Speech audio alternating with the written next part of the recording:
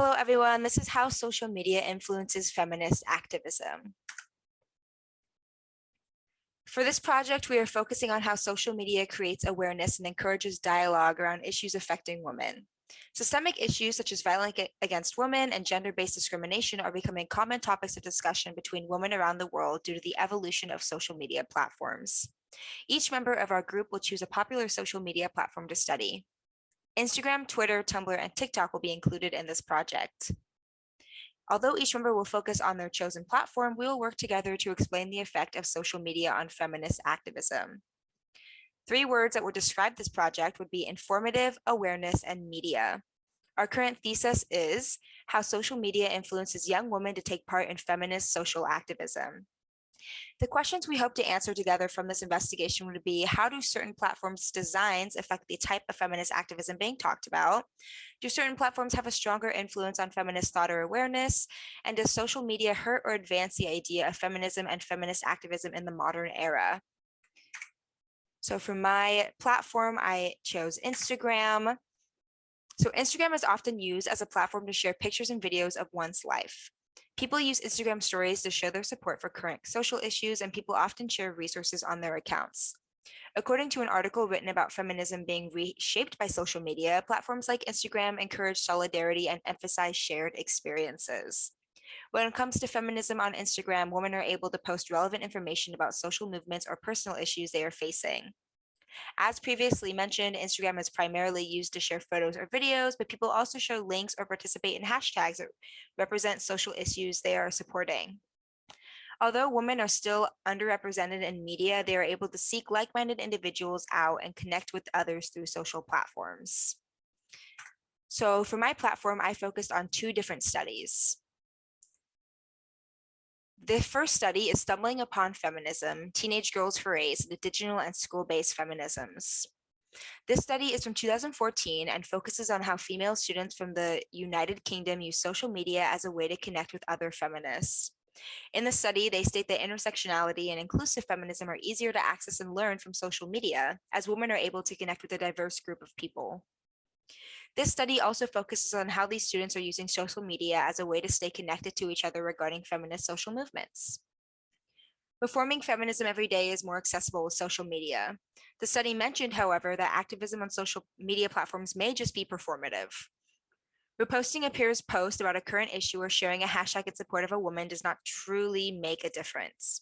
Social media provides easy ways for people to increase their social capital without actually participating in movements. Social media, however, can offer virtual safe spaces that expand the traditional feminist classroom enclave or safe space. The second study I focused on was feminist sex positive art on Instagram, reorienting the sexualizing gaze. This study focuses on how women use Instagram as a platform to share their art in an attempt to reclaim sexuality. Instagram has historically promoted the male gaze in the form of women being sexualized and idolized if they look conventionally attractive. Female artists are attempting to challenge the male gaze by using illustrations to celebrate and normalize depictions of diverse female bodies.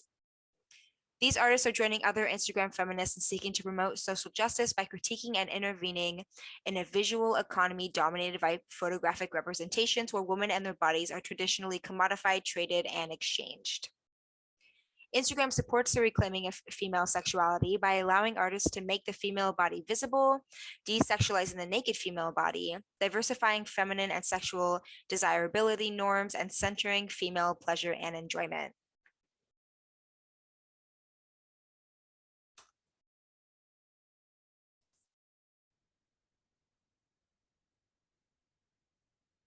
Hello everyone, my name is Natasha and I'm going to be talking about Twitter as my social media platform.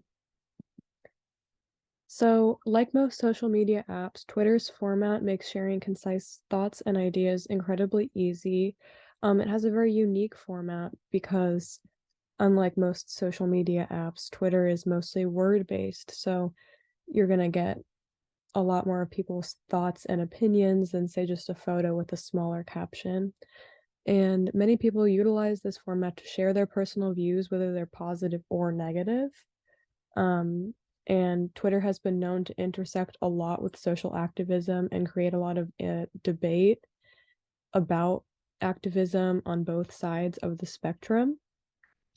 The network of Twitter users has been incredibly instrumental in providing and sharing resources during the pandemic in 2020, and it also has been a key feature in aiding countries that have heavy censorship and aren't able to get their news accurately from their country. Twitter allows people to receive information from all around the world in an unfiltered way, and that can sometimes be a bad thing, but it has been incredibly useful for activism in particular. The key feature of Twitter is the ability to retweet, and this allows people to put others' ideas into their own feed. It's an incredibly useful feature, but it can be detrimental to the spread of information. This is because there's no fact checking. I know lots of apps have been working to reduce this, but when you're spreading, especially social issues and stories about that revolve around social issues and feminism, there's always the chance that it can be a false narrative or it's not an article, it's not journalism, and you never know what you're going to get with social media. But on the other side of that, it's digestible feminist activism. It's people being able to read a small paragraph and be that much more in the know about whatever kind of feminist activity is going on. And then being able to retweet that allows the spread of information to go incredibly quickly and onto everyone else's radars as well. And celebrities are another key factor in this. With such a large platform, they kind of become role models in our activism as well. So Twitter, like any other social media app, has its downsides and its upsides. The advantages of Twitter, obviously the main one is that it's an incredibly quick spread of feminist ideas. The hashtags that started on Twitter, hashtag Me Too, hashtag Time's Up, all of those began on Twitter, and it gives people a voice to share those ideas and have them be known by the majority of people way faster than news on television or word of mouth or things like that. Overall, social media is beneficial for a quick spread of digestible feminist activism, but there are a lot of drawbacks when looking at the efficiency of social media as a wave of feminist practice as a whole. Hello, my name is Rosa, and I'll go ahead and be talking about TikTok and how feminism is being portrayed on this app. So TikTok is a social media app that consists of videos relating to music, comedy, or some sort of TikTok challenge.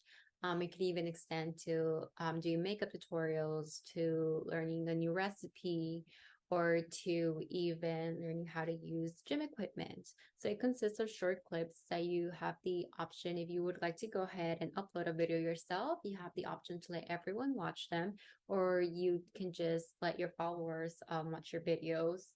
So many users use this video by sharing platforms to express themselves and share their life in a unique way. We also are able to share news that are going around in the world. That way it keeps everyone informed. So just by liking one video, you would just keep getting more related content on your For You page. So this is just a little bit of a summary how TikTok works. So when I was going through TikTok and I was trying to figure out ways of feminism was being portrayed on this app, I came across different videos just by hitting the search button and putting feminism. I came across people who were anti-feminist and people who supported feminism. Within those videos, I would also go into the comment section. I would go ahead and just read what people had to say about it, their own opinions. A way that people were also able to go ahead and express themselves was to also duet the video. They would go ahead and, also talk on their behalf on what, the original creator had to say and explain, their own opinion. And sometimes they would go ahead and call out the original creator and say like, oh, like we don't technically agree with what was said there, but like this is my viewpoint also on it. In the comment section, people also had, have um access to either liking the comment or putting a thumbs down, meaning that they dislike the comment. Um, Another thing also, in order to watch more videos in regards to feminism, was if you go ahead and you click on the hashtag feminism, it would go ahead and prompt you to more videos related to so any video that has the same hashtag, you would go ahead and you can go ahead and see it. I feel like this app does have a lot of educational base, because since I was for this project, I was liking some videos in regards to this topic. My For You page came, I started to kind of be more feminist related content.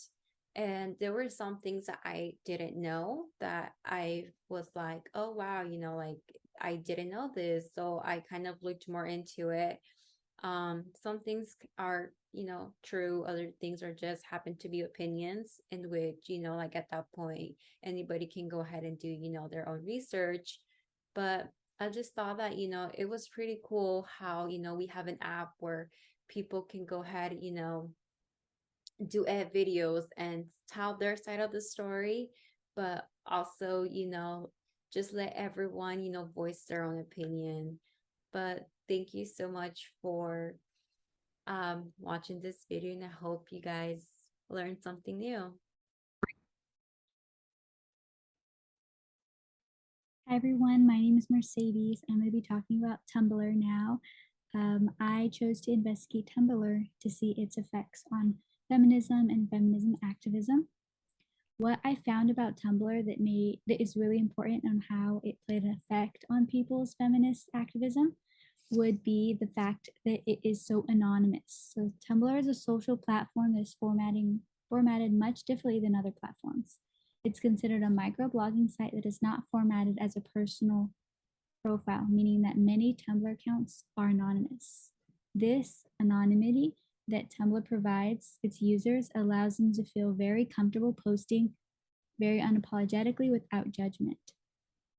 Tumblr also designs a deprioritized searchability, which means that it allows users a sense of freedom because it's harder for them to be searched for on the Tumblr platform, as well as Jessalyn Keller, in an article called "Oh, She's a Tumblr Feminist, Exploring the Platform Vernacular of Girls' Social Media," noticed that many women felt more comfortable speaking out and taking a strong stance against issues hurting women on Tumblr because they could speak out to a community without people knowing their identity.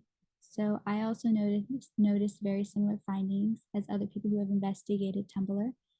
And then additionally, with Tumblr's anonymous aspect, it allowed a different type of feminism to grow on Tumblr.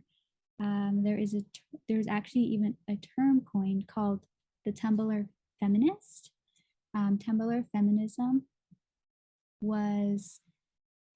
is known to be a more radical form of feminism that was born on Tumblr due to the fact that you can be more anonymous on Tumblr.